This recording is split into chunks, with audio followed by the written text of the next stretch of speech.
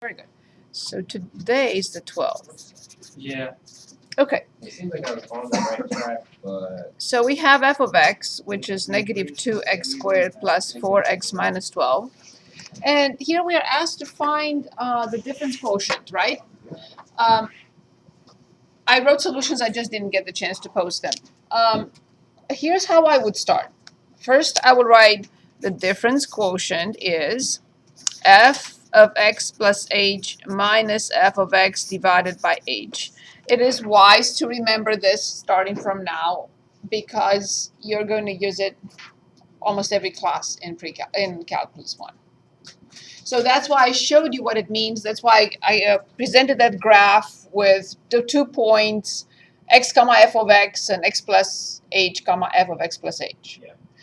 So then I know that I have these two pieces. What I don't know yet, what I don't have, I didn't simplify yet, is this piece. Also, every time I'm talking about the difference quotient, two things, like remember I said keywords, key action words, simplify, factor, simplify, factor.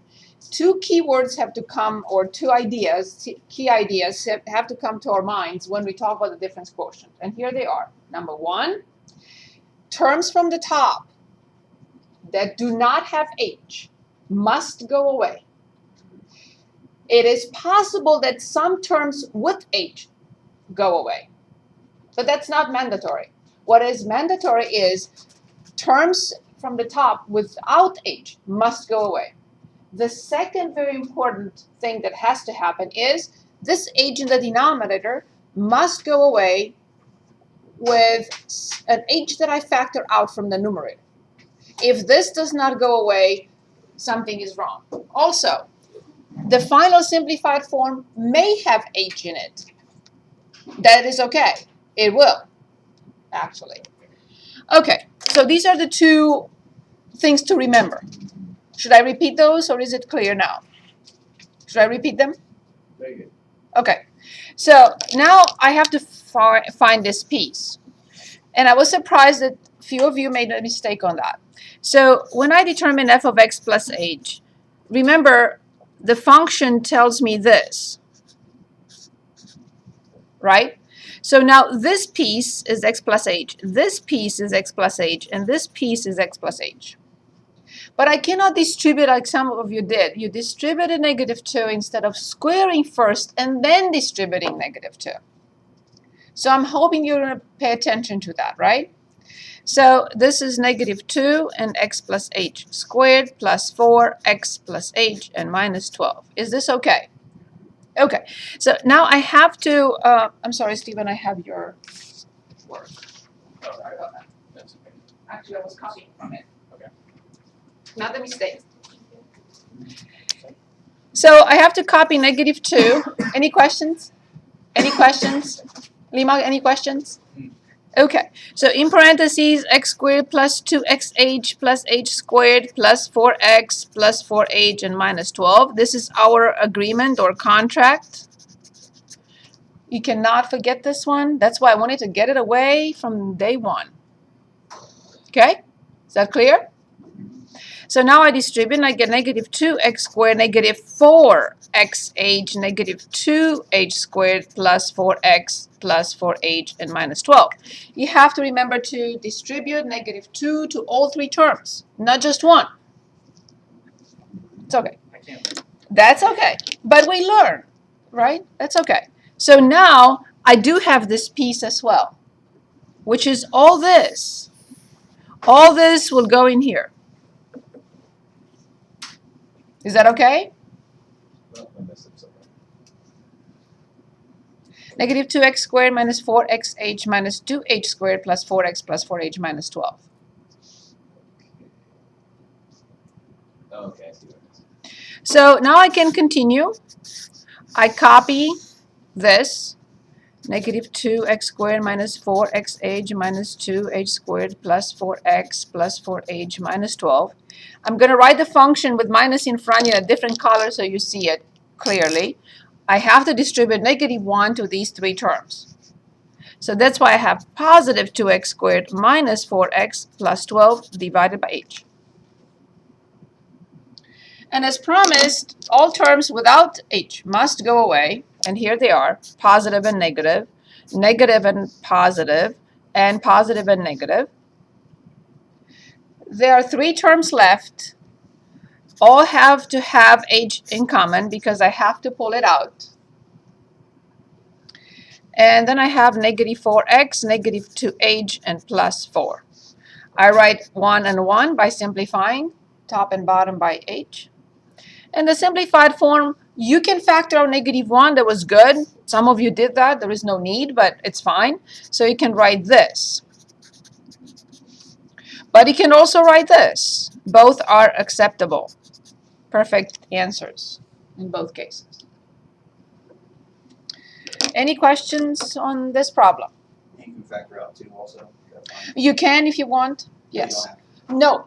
When it comes to the difference quotient, there is no need. It's not a mistake, but when it comes to difference quotient, you will see what happens in the next class. In the next class, you will find the limit of this, which will give you the slope of the tangent line to the graph of the function. So that will be a next step. So I really don't need to factor out anything. It is wise to arrange it at least in descending order of powers of x, because h will approach 0 eventually. So that will go away. So Yes. why is it plus I'm sorry? plus 2x? I have a minus in front of a Oh, function. yeah, okay. So that's why I put it in a different color. Minus in front of a function will change all signs that follow to the opposite sign. Better? Yeah. Is this clear now? Now, I highly recommend redo the problems we did in class from difference quotient, and also make up some other problems yourselves, or look them up in the book. Are you okay with this now, Paul? Yes, that's Oh. not finished right here. Okay, but other questions on this? Are there other questions on this?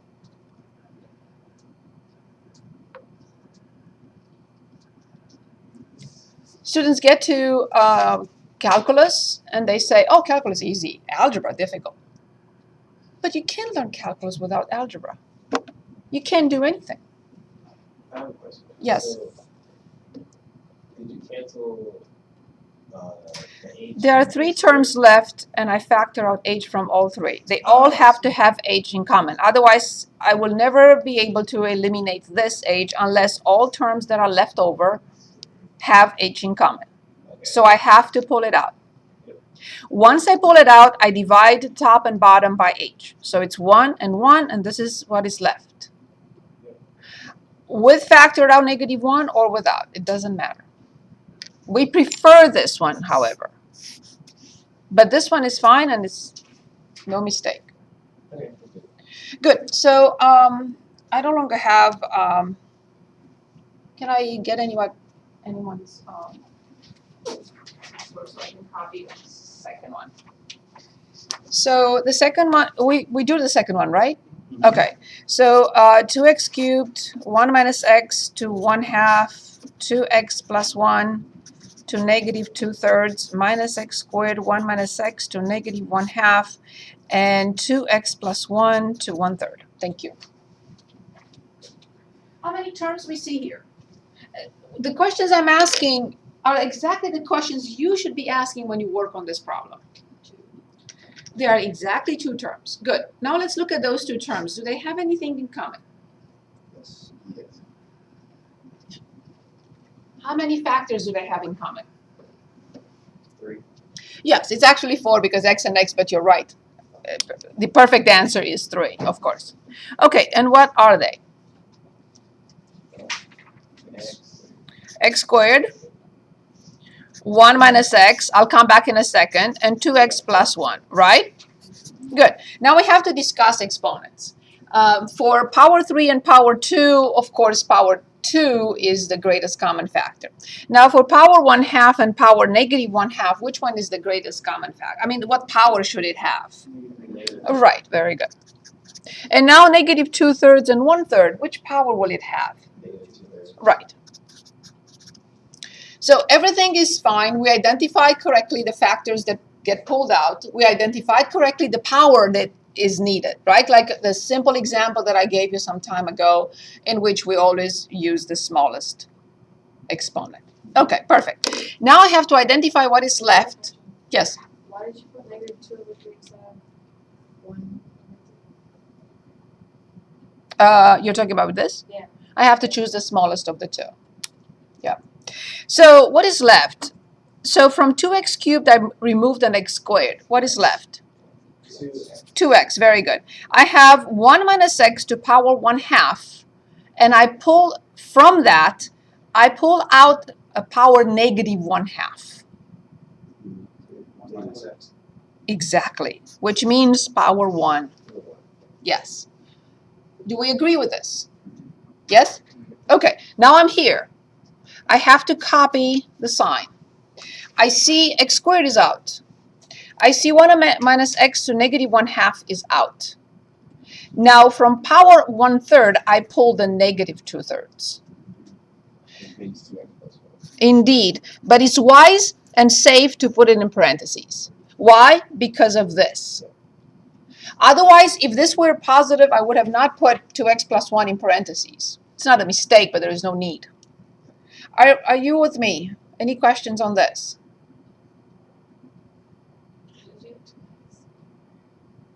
Oh, which 2x? Because there is a 2x here and there is a 2x here. Which one? The first one?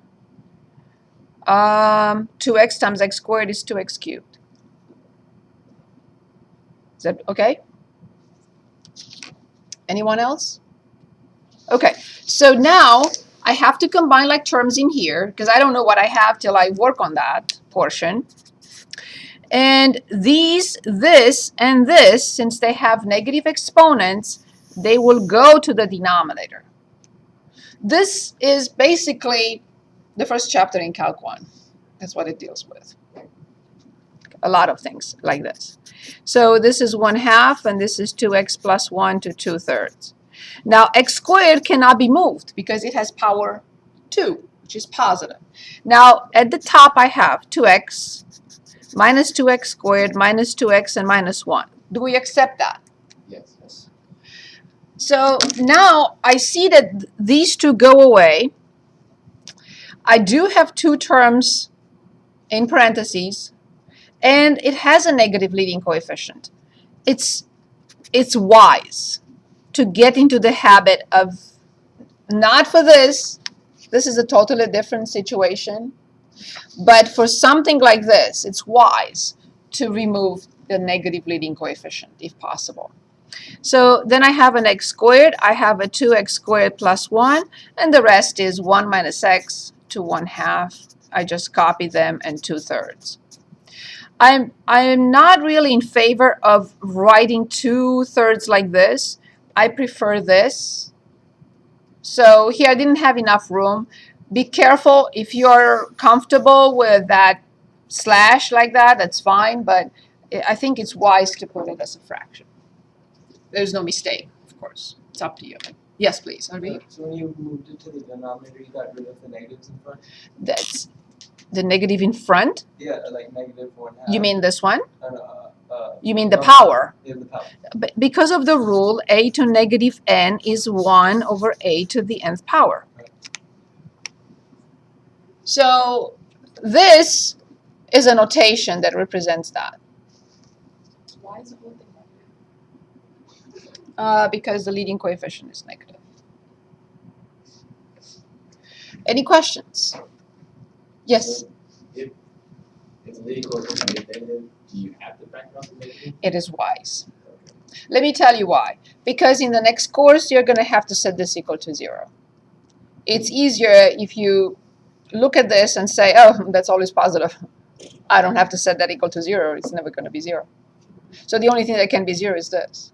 But if you leave it with a negative, you're going to say possibly, oh, I have to set negative 2x squared minus 1 equal to 0, and then it's another 5 minutes, 2 minutes wasted. So it is wise to always factor out the negative leading coefficient. I shouldn't say strike the always. This is a situation in which there is no need to do it.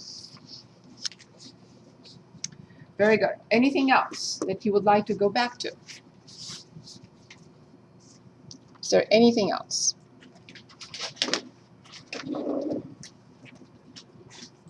Anything else? There was an equation. Yes. 1 is over x minus 4. Yes? Is that something we work on Saturday? Yeah. Okay, very good. Uh, So Arib and Nico were here on Saturday and we worked on several problems and I gave them one to work on. And now I guess they're going to torture me with it. Just kidding, just kidding. Yes, I'm ready. 1 over x minus 4 plus 2 over 2 minus x is less than or equal to 4. Very good. Okay.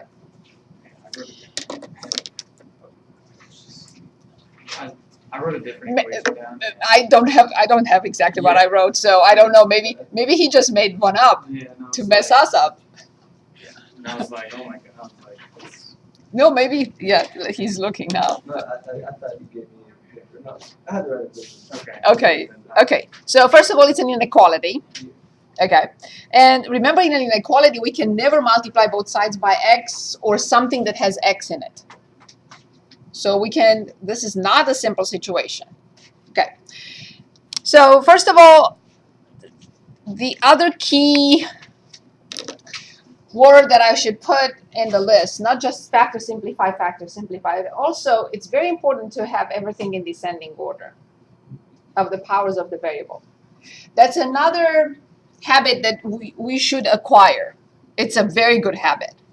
So first of all, I like this, but I don't like this. This will be rearranged in this way, but now I don't like it because it has a negative leading coefficient. So I'm going to factor and get this. So the new inequality becomes 1 over x minus 4 plus 2 over negative x minus 2 minus 4 less than or equal to 0. So the key is in all these inequalities is to have 0 on one side. Otherwise, I can't make use of the chart. The chart will not compare something to 5. The chart will only compare something to 0. And that something has to be a product or a ratio. Okay. So in the next step is obviously this is positive. If this is positive and this is negative, the whole thing is negative, right? So I have 1 over x minus 4 minus 2 over x minus 2 minus 4 less than or equal to 0. Only now, after I rearranged it and cleaned it up, only now I will find what? The least common denominator, of course. So what will that be? X minus 4, x minus 2. Yes.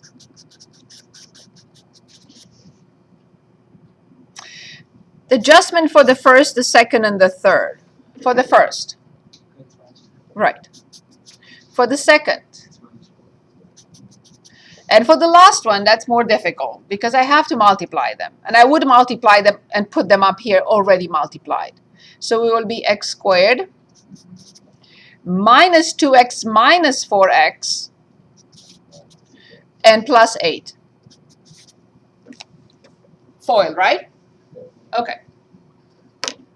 And now what do we have at the top?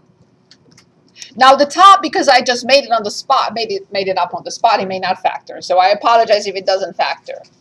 But we will use a quadratic formula, so we can still solve. But it may require another step. So can anyone give us the numerator?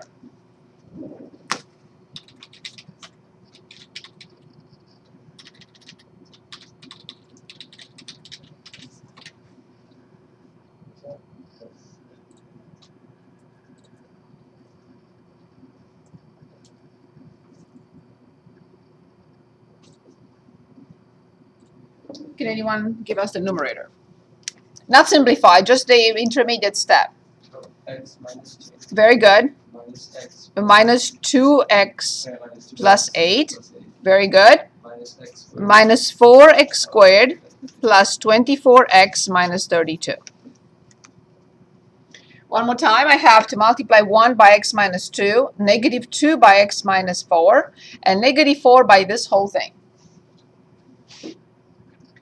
Then, what happens next? Yes, I have to. So negative 4x squared is the first one.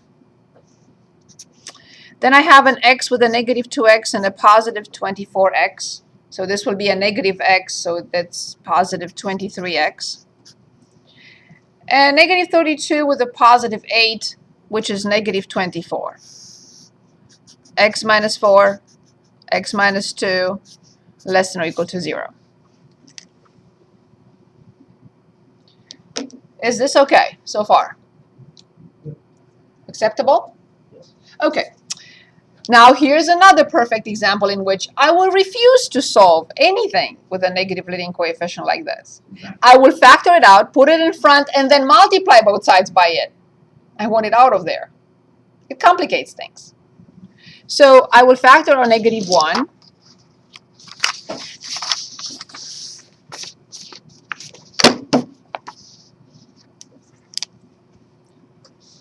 Let's make sure it's entered. Yes, I am.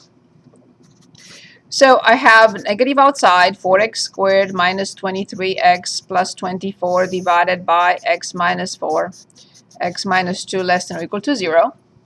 And since I don't want to bother with it, I will multiply both sides by negative 1.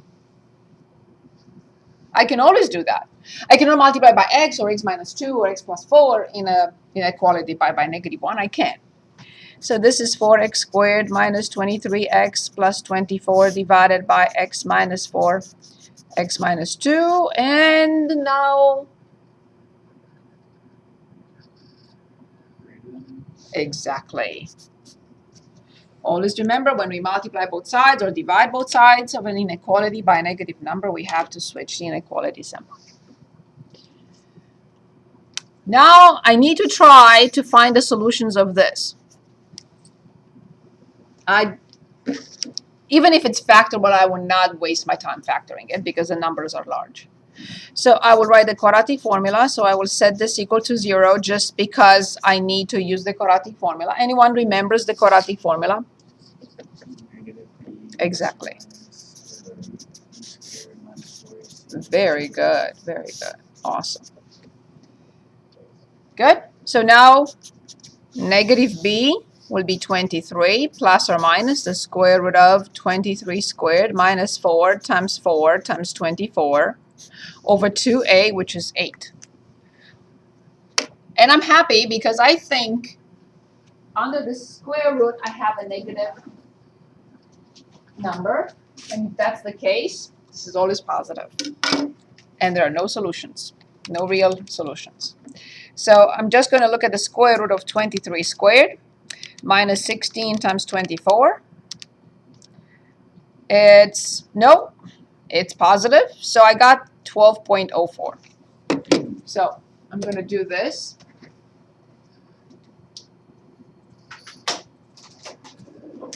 So we are going to determine the solutions. I just checked the square root. So here's how we do it. I recommend putting the whole thing in the graphing calculator. It is required in the syntax. I don't know, the software may be different than the calculator. Make sure that you have parentheses inside or under the square root. Make sure you have parentheses outside the square root when you put it in the graphing calculator. So parenthesis, and I have 23 plus the square root of 23. I put parentheses. They may not be required with these new calculators. I'm old-fashioned. I will always put parentheses. 23, and then minus 4 times 4 is 16. So minus 16 times 24.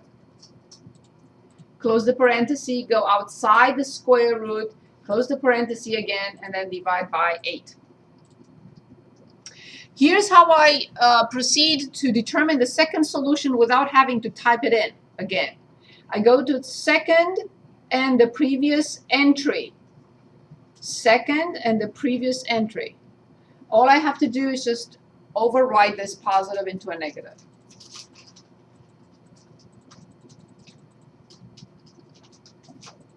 You had a different answer. I keep getting 24.50. We're not talking about the square root. We're talking about the whole thing. Okay, wait, so you change it?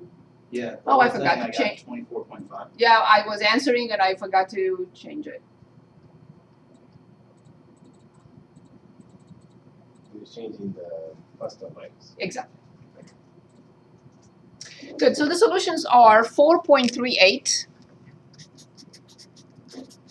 And the other solution, x1 and x2, what you used to call them, 1.37. Okay, now let me answer your questions. Are there any questions on this? Yes. Every time I feel like I keep you divided by 8?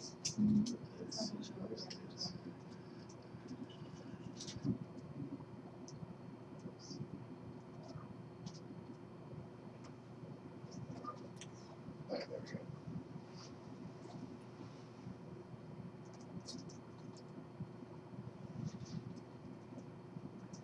As I mentioned before, you have to have parentheses around the top and parentheses around the bottom. If you omit one, the whole thing is messed up. So if you omit this parenthesis, you're not going to get the correct answer. So you have to have parentheses around the numerator, and you have to have a pair of parentheses under the square root. So one solution is 4.38 and the other one 1.37, correct? Okay. So let's go to our chart now. Did we get it, Lima? Did you put a parenthesis? Okay, perfect. So now the numerator is 4x squared minus 23x plus 24. That's our first factor. I can't factor it, not with these numbers. The next one will be x minus 4. And the last one will be x, okay, it's minus 2 actually. Minus 2. And here, since I ran out of room, I'm going to say ratio.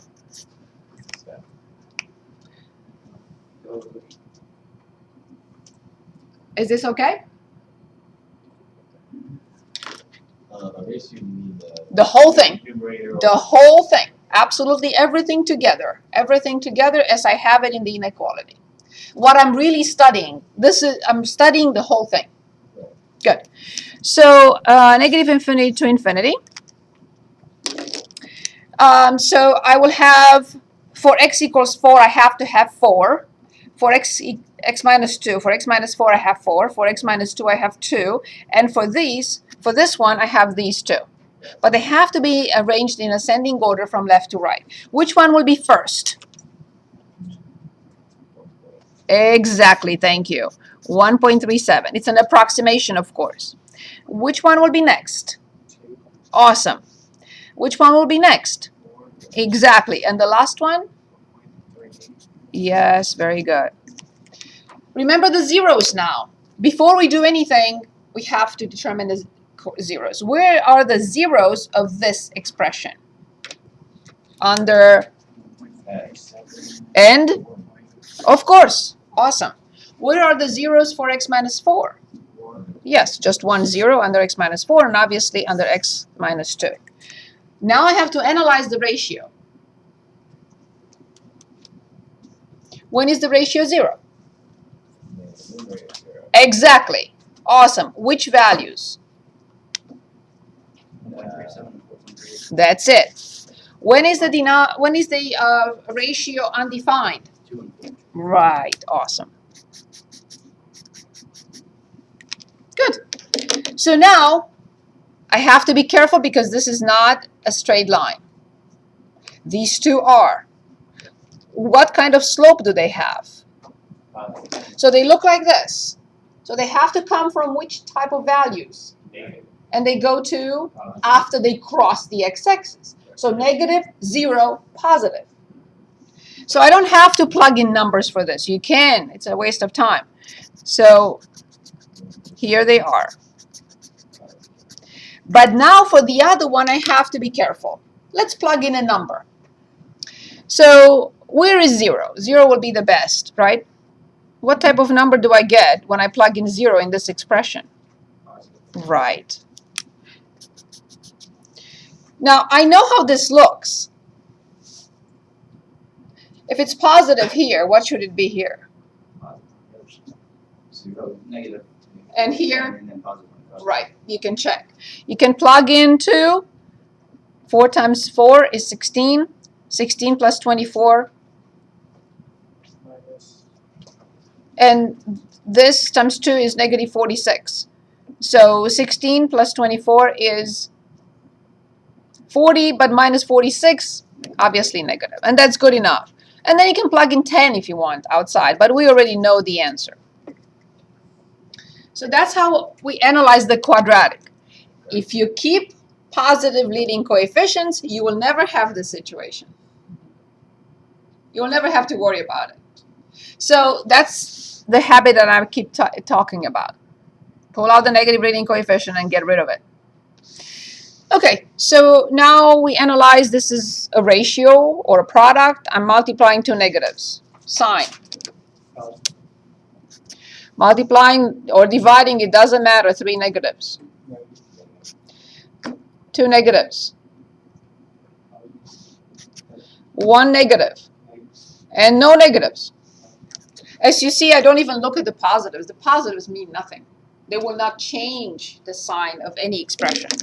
So since this is what I'm after, this is what I'm asked to find, can anyone give us the final solution? Extend negative infinity to 1.37 at the bracket, union 2 to 4 in parentheses, union 4.38 in bracket to infinity. Very good. It's where the expression is positive. The ratio is positive here, I have to take this. The ratio is positive here, I have to take that. The ratio is positive here, I have to take that. Now, a problem like this took me, what, 5 minutes, 7 minutes? It's not going to be this extensive on the test because this is a real life problem, actually. If everything would factor, it would be a nice life. But in real life situations, expressions don't really factor. Okay, very good. Is there anything else we need to work on?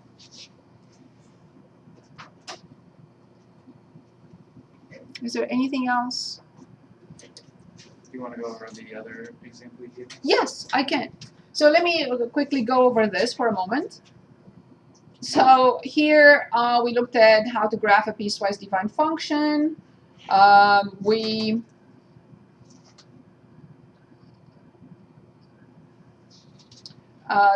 that, we worked on a problem with simplification. Again, this is the contract we have signed a long time ago. It feels like it's a long time ago.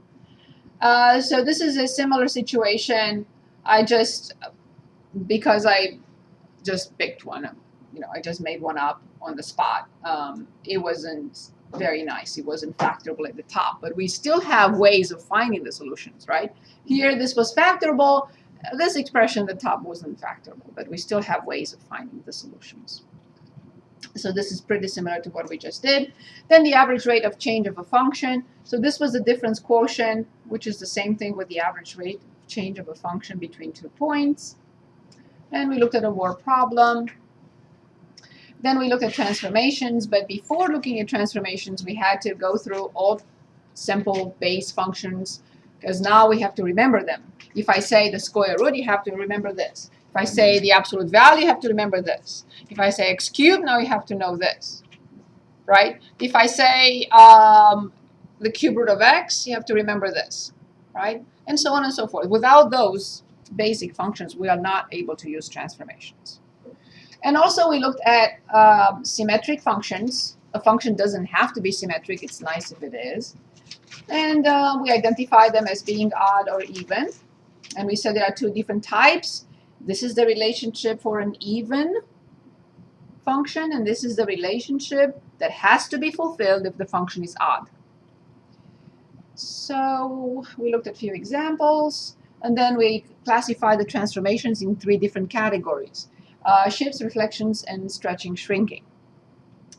Vertical, horizontal, with respect to the x-axis and with respect to the y-axis, and again, vertical and horizontal. And then we just played with those situations, and we gave some examples, and then combos. Here I shift the graph to the left first, 1, 1, and then I stretch it by a factor of 2, and then I move it down by 3 units. And then we talked about these two options, and this is basically the only one that really initially doesn't make sense. Now, if you think about it, it does. But initially, when I presented it to you, said, and I warned you on that, right? This is not going to make sense at first. Because everything else is straightforward, but this one is not, appears not to be. Anyway, so we looked at, and then we looked at algebra functions, in which we said we can add, subtract, multiply, and divide functions as long as they have a common what? Domain. If they don't have a common domain, if one is here, defined here, the other one is here, I cannot add them. Who cares? I will not be able to create a function to plug in any number, because one is defined at one end and the other one at the other. But this is not the issue with function composition. The issue with the function composition is way more complicated. The range of the first function has to work well with the domain of the second one. Because otherwise, if I bring 5 here, but this function cannot be applied to 5, I cannot get here. I cannot create the chain. The chain gets broken. That's a different, it's more sophisticated situation. So we just looked at finding domain of functions. And then we stopped. That was it. Any questions from any of this? And then we can look at the other problem. Any questions? Any questions? Okay, so let's go back, and then we'll finish up chapter 2. So, what am I doing? Absolute value of 1 minus 2x minus absolute value x plus 4. Very good. So this is a review from, I don't know, it seems like a year ago already. So the absolute value 1 minus 2x has two possibilities, 1 minus 2x or negative 1 plus 2x, if this 1 minus 2x is greater or equal to 0. As I mentioned before, I refuse to look at the second one or solve the second one. So I have to move negative 2x to the other side. And you can say you're contradicting yourself because you keep saying to keep the variable on the left. True.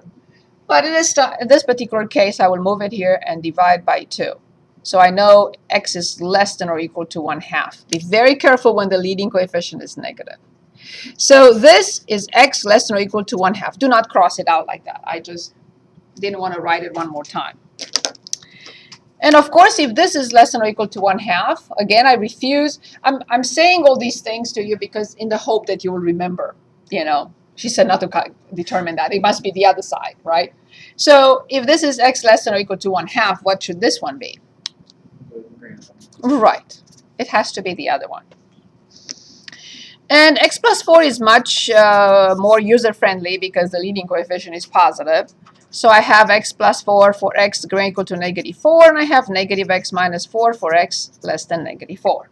I didn't have to write, I didn't have to think about it because the leading coefficient was positive. Okay, so then I recommend this chart because it gives you the perspective of what's happening, and there are three different situations, right? So I encourage you to use it. If you create another chart or something else that helps you, I'm fine. I will not take credit for it. I was taught this way. So it's not mine. I wish it were, but it's not. So in the chart at the top, I put in exactly 2 x values, and they are? Negative 4 and 1. Right. They have to be in this order. And now I realize that there are 3 situations. All I have to do now is put the information I have here in the right spot. That's all I'm doing now. I'm organizing this information in the chart. So I have the absolute value of 1 minus 2x can be replaced by 1 minus 2x in how many subintervals? Yes, for x less than or equal to 1/2. So 1 minus 2x 1 minus 2x, and the other one must be, yes, negative 1 plus 2x. Are we okay with this? Yes? Yes? Paul, are you okay with this part? Okay, so everyone else, Angela, are you okay with this? Okay, so the absolute value of x plus 4 is x plus 4 for any x greater than or equal to negative 4. I have 2 for greater than or equal to negative 4. So I have x plus 4, and I have x plus 4, then the other one must be negative x minus 4. Now I have to be very careful because this is tricky. I have another minus in here that I have to worry about. So from this I subtract this. So 1 minus 2x plus x plus 4 gives me negative x plus 5, and it's done for the first subinterval.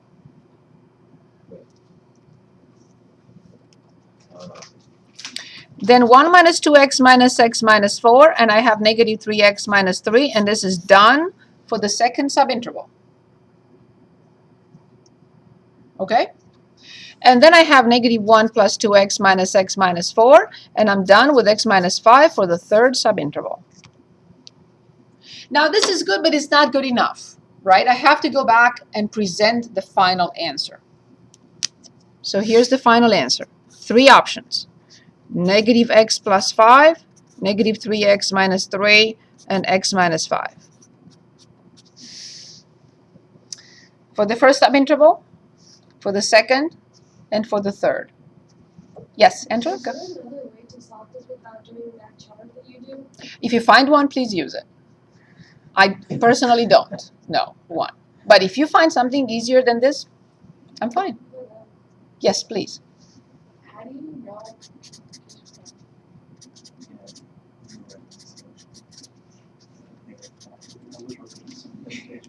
Say it again. The bottom of the graph? Yes, How do you know what values to change? there is a minus here. So the first one minus the second one. The first one minus the second one. I'm doing exactly what this is asking. There may be an easier method. Again, if somebody teaches you, or you see it in the book, or you see it, you learn it from somewhere, YouTube, anywhere, I'm fine. Anything that works. But it has to be a legitimate method. All these. First one for less than or equal to negative 4, then between negative 4 and 1/2, and greater than 1/2. Any questions? So if I put greater than It doesn't matter as long as you put it equal in one spot. Oh. You cannot have equal symbol in both. You cannot have equal symbol in both. It's the same function. If I move it here, or if I move this one here, it will be the same function. It's still a continuous function. It won't make any difference. Any questions from me? Is there anything else? Yes. Oh, you only have to copy this. So you copy 1, 2, 3, and you just write whatever you want. You don't have to write that. You can write less than negative 4. And this one between negative 4 and 1/2, exactly what I wrote here. It doesn't matter. You can close it anywhere or put the equal symbol anywhere. Is that okay? Better? Anywhere you want. So in order to finish chapter 2, again, do you have anything for me? Anything else for me?